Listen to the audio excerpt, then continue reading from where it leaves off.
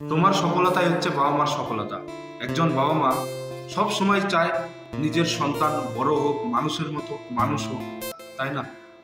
তো তাদের মুখে হাসি ফোটানোর জন্য আমাদেরও কর্তব্য পড়ে জীবনে কিছু করা।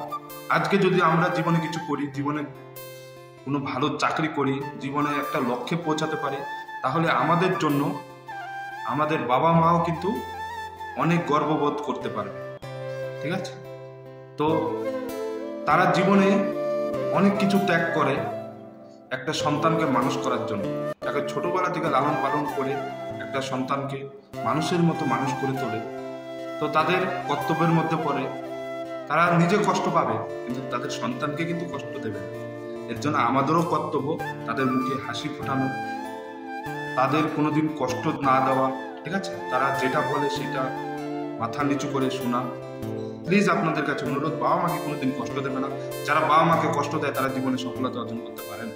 ঠিক আছে? আমার যেটা মনে হয়, তো জীবনে পরিশ্রম করো, জীবনে কিছু করো। তোমার সফলতাই হচ্ছে তোমার বাবা মার সফলতা। এটা সবসময় মাথায় রাখবে।